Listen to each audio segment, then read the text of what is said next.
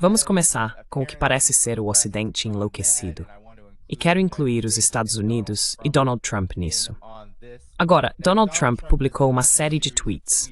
Como você sabe, Pepe, a Rússia tem bombardeado e atacado fortemente a Ucrânia em resposta a mais de 300 ataques ou tentativas de ataques com drones por dia, abatidos pelas defesas aéreas russas. Mas este foi o primeiro post de Donald Trump que ele publicou no Truth Social. Sempre tive uma relação muito boa com Putin da Rússia, mas algo aconteceu com ele. Ele enlouqueceu. Está matando pessoas desnecessariamente. E não estamos falando apenas de soldados. Mísseis e drones estão sendo lançados em cidades na Ucrânia sem motivo algum.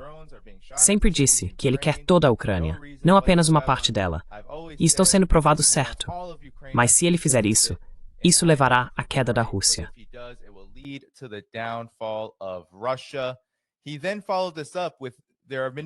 Ele então seguiu com relatos de que há inúmeras discussões sobre mais sanções sendo consideradas por Trump. Claro, sabemos que a Europa está totalmente de acordo com isso.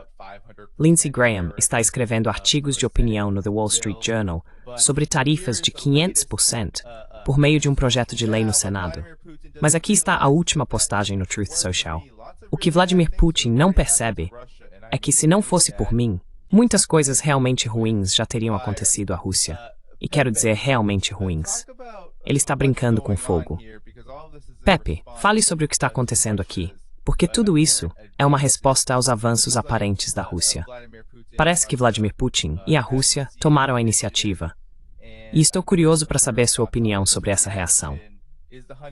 A lua de mel acabou para a aparente, o que a mídia ocidental vem alegando o tempo todo. Fase de lua de mel entre a Rússia e Trump.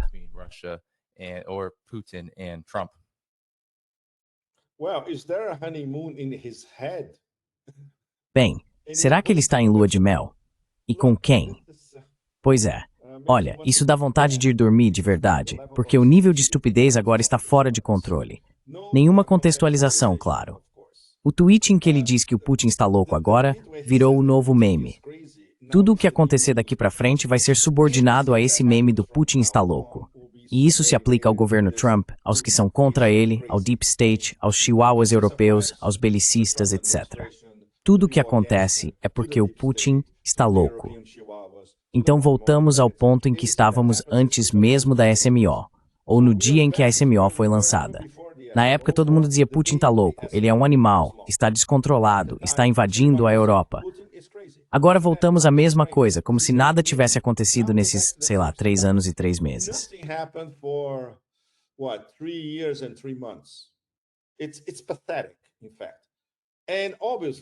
É patético, na verdade. E, obviamente, nem Trump, nem os atores do Trump 2.0, muito menos qualquer pessoa do Estado profundo, são capazes de contextualizar para o presidente dos Estados Unidos porque os russos estão lançando, ainda não acabou, um bombardeio devastador contra alvos selecionados em toda a Ucrânia. Em questão de dias, entre 4 e 5, a Ucrânia lançou mais de 1.100 drones contra alvos civis em toda a Rússia, e até mesmo diretamente contra Moscou. Isso se soma ao ataque de um enxame de drones contra o helicóptero de Putin quando ele estava indo para Kursk. Foi uma tentativa de assassinato do presidente da Federação Russa. Não fica mais extremo do que isso. Então, obviamente, temos uma resposta. E a resposta, considerando o que aconteceu, foi relativamente comedida. Vai continuar, é claro.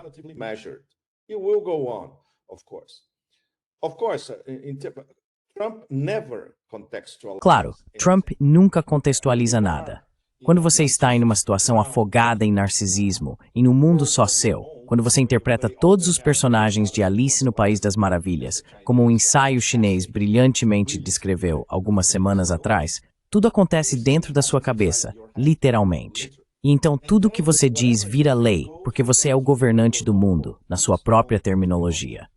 Mais uma vez, talvez amanhã tudo mude. Talvez amanhã ele diga, ok, vou pegar o telefone e ligar para o Putin de novo. Mas como está, temos mais uma vez esse chilique infantil, que para todos os efeitos práticos, enterra qualquer possibilidade de um diálogo civilizado entre Washington e Moscou.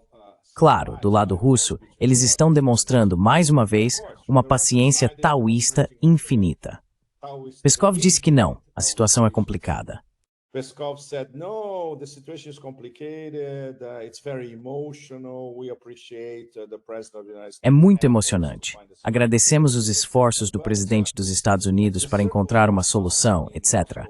Mas os círculos de poder em Moscou estão ficando cansados de toda essa farsa.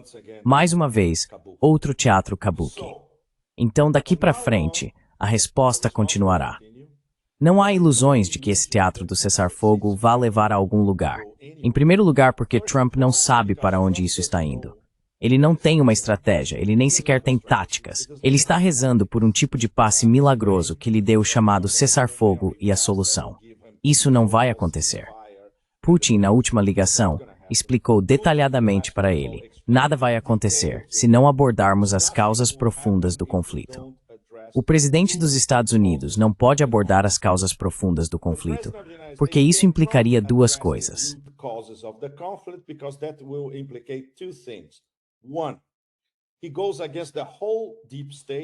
Primeiro, ele teria que ir contra todo o Deep State e toda a política do Ocidente coletivo contra a Rússia. Não apenas nos últimos 3 anos e pouco, mas nos últimos 10 anos e até antes disso. E segundo, se ele fizer isso, terá que reconhecer tacitamente diante de todo o planeta a derrota estratégica do Império do Caos e de todos os chihuahuas contra a Rússia. Então, nada vai acontecer. Pelo menos eu diria que o kabuki agora está nu. Todo mundo pode ver o que realmente é. Não haverá cessar-fogo. Não haverá negociações indo muito, muito fundo na origem de toda essa tragédia. E o que Lavrov nos últimos meses começou a dizer abertamente, que isso será resolvido no campo de batalha, não é apenas o que Putin e o Conselho de Segurança pensam, e o Ministério das Relações Exteriores, mas o que a maioria da população russa agora deseja.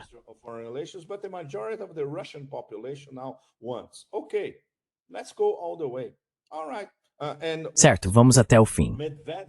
Tudo bem. E o que o Medvedev basicamente... Claro, havia muito senso de humor nesse tweet, onde ele basicamente diz que se as coisas continuarem assim, a zona de amortecimento é a Ucrânia. E quando você olha o mapa, é como se fosse 99% da Ucrânia atual, antes da Ucrânia do futuro. Então é para lá que estamos indo. Isso significa que não haverá fim para essa guerra em 2025, com certeza, e talvez nem mesmo em 2026. Isso vai continuar. Vai ser horrível. Vai ser o que vivenciamos nesses últimos meses, acelerado. E cada vez mais, os russos vão começar a devastar o que restou da infraestrutura ucraniana. Desculpe, ainda estou com o Irã na cabeça porque voltei do Irã na semana passada. Então é aqui que estamos, Dani, e todos vocês na plateia. É sombrio, para dizer o mínimo.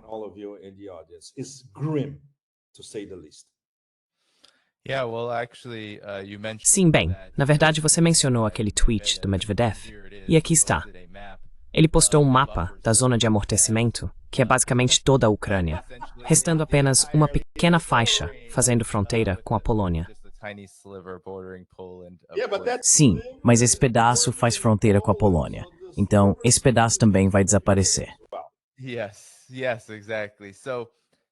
Sim, exatamente.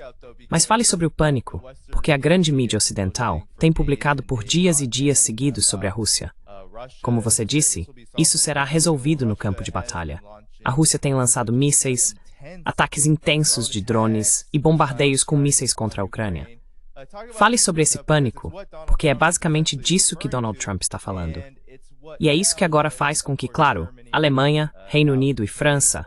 A Alemanha disse, o Sr. Merz, o novo chanceler, disse que os Estados Unidos não estão mais impondo restrições às armas de longo alcance, que essas restrições estão sendo retiradas. Então, fale sobre esse pânico, o que a Rússia está fazendo e o que tudo isso significa.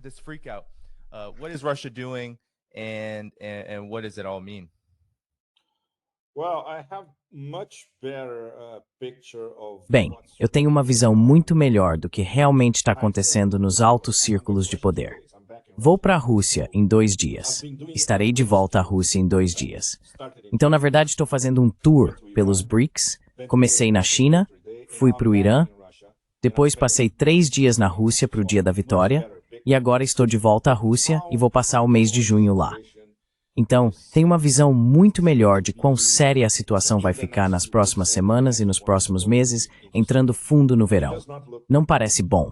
E as pessoas estão extremamente irritadas com essa tentativa de assassinato contra o Putin diretamente. Até agora, o que vem do Kremlin tem sido muito moderado, calculado, discreto, na verdade. Mas eles estão atentos, é claro, porque sabem de onde isso pode ter vindo. Será que Trump sabia da inteligência que facilitou esse ataque de drones, esse enxame de ataques de drones contra o helicóptero presidencial?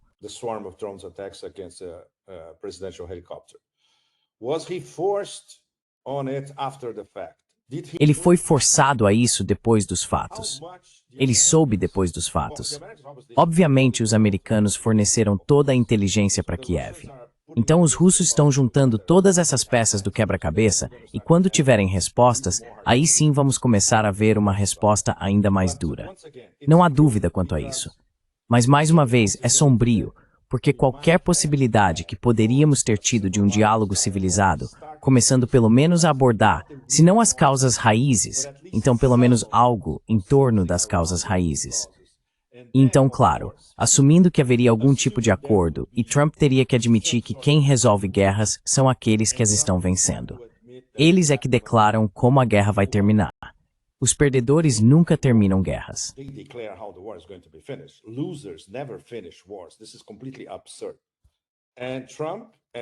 Isso é completamente absurdo. E Trump e o Império, eles estão do lado perdedor. Então, pelo menos estávamos, até o quê? Uma semana atrás, talvez estivéssemos caminhando para um pouco mais de diálogo, um pouco mais de conversa, para citar Elvis na mesa. Agora, até isso desapareceu. Lavrov está tentando manter as aparências. Ok, provavelmente vamos nos encontrar de novo, não no Vaticano, claro, o que é completamente absurdo. A Igreja Católica decidindo o destino de duas nações cristãs ortodoxas. Isso vai além, nem chega a ser piada. Mas agora, até Lavrov diz, ok, talvez a gente se encontre de novo em Istambul, mas em que termos? Especialmente se os russos reunirem tudo o que aconteceu, levando a esse ataque de drone contra os helicópteros presidenciais.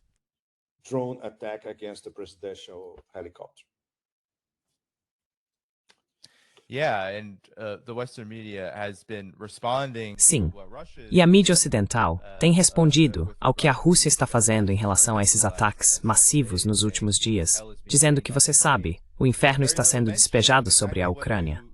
Mas há muito pouca menção ao que você acabou de falar, que o próprio Vladimir Putin estava sendo alvo, Pepe.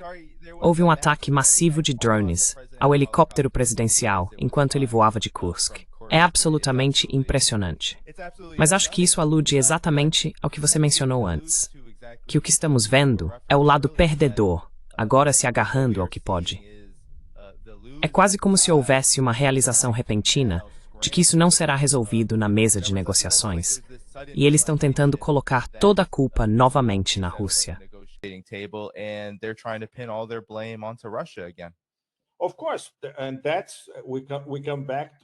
Claro, e isso nos leva de volta ao principal meme de agora em diante, ad infinitum. Putin é louco, então não pode haver solução para a Ucrânia porque Putin é louco. É um argumento circular, e é isso. Esse é, na verdade, o plano B deles. E quando digo eles, é toda a turma, desde o governo Trump, pessoas próximas a Trump, parte do Trump 2.0, até o Deep State, passando por todos os chihuahuas e belicistas na Europa. Todo mundo, todo o fragmentado coletivo Ocidente. Esse é o plano B deles. E agora está às claras.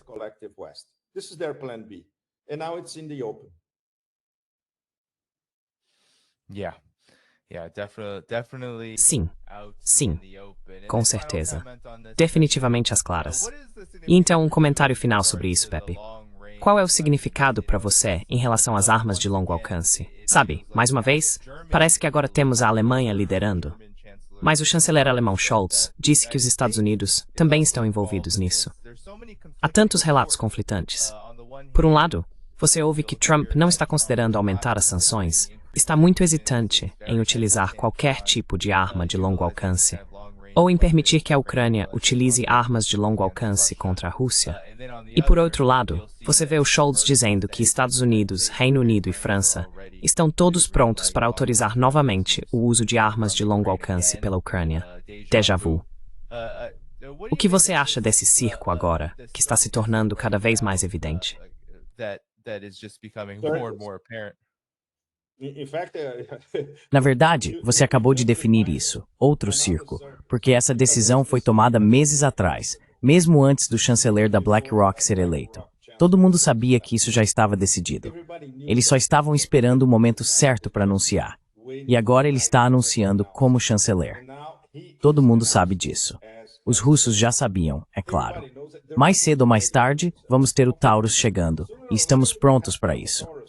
Já estamos preparados para enfrentar o Taurus. Então, isso não vai mudar nada no campo de batalha.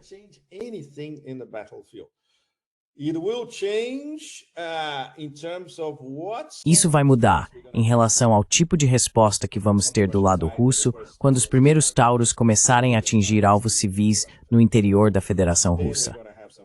Aí sim vamos ver algo realmente sério. Não há dúvida quanto a isso. Mas por enquanto é só especulação. E se os americanos estão envolvidos? Claro que estão. Eles ainda... Não se esqueça que os lotes anteriores, eles ainda estão fornecendo armas para a Ucrânia. Nada mudou. Não há um novo lote, mas os lotes antigos continuam chegando. Então, essencialmente, nada mudou no campo de batalha, exceto, é claro, pelo avanço constante dos russos. Ao mesmo tempo, esses enxames de drones lançados pela Ucrânia é um enorme problema para a Rússia. É muito, muito sério. E estou esperando para ver até onde podemos levar essa conversa em Moscou, porque ainda é um tabu.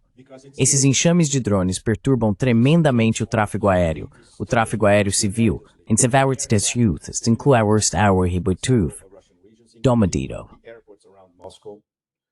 Vnukovo, Domodedovo, now it's back and forth, no planes taking.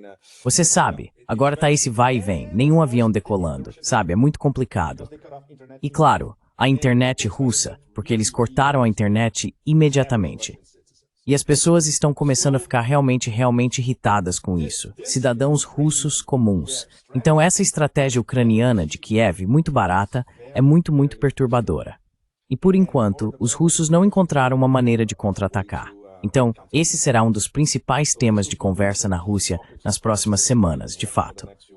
Paralelamente, claro, com a geoeconomia, vai acontecer o Fórum de São Petersburgo, que será muito importante em termos de como vai se conectar aos BRICS, depois, no início de julho, no Rio, como vai se conectar ao Fórum atual aqui hoje e amanhã em Kuala Lumpur, onde temos o Triângulo Dourado, como é definido aqui na Ásia, sentados à mesma mesa.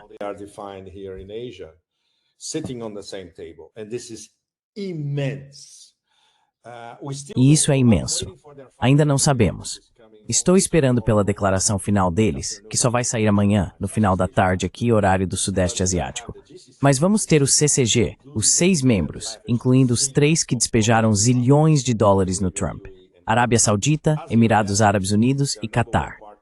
A ASEAN 10, cujo principal parceiro comercial é a China, e a China, todos na mesma mesa, discutindo os contornos do futuro mundo multinodal e multipolar, com uma declaração conjunta focada em várias áreas, incluindo o comércio em suas próprias moedas. E isso vai coincidir com o BRICS em pouco mais de um mês. Então não se esqueça de que muitos dos que estão em Kuala Lumpur hoje e amanhã também estarão na mesa do BRICS no Rio, tanto como membros plenos quanto como parceiros. Então, a primeira parte da nossa conversa foi tão sombria. Espero que agora estejamos começando a segunda parte. I hope now we're starting the second part, we can talk about the auspicious aspects. Podemos falar sobre os aspectos auspiciosos, aspectos geoeconômicos, em termos de conectividade, em termos do laboratório dos BRICS. Tudo isso, eles continuam testando em termos de liquidações de pagamentos. Não é uma nova moeda, ainda não, mas novas formas de pagamento, moeda digital, o que você imaginar. Então, o que acontece em Kuala Lumpur está diretamente ligado ao que vai acontecer no Rio. E no meio disso, vamos ter uma cúpula absolutamente irrelevante, a cúpula da OTAN em 2025 ou 2024, que não vai decidir nada. Eles vão seguir com o plano B. Putin tá louco, então temos que continuar a guerra. Esse é o título antecipado da cúpula da OTAN, que aliás vai ser na Holanda, organizada por aquele pedaço de Buda.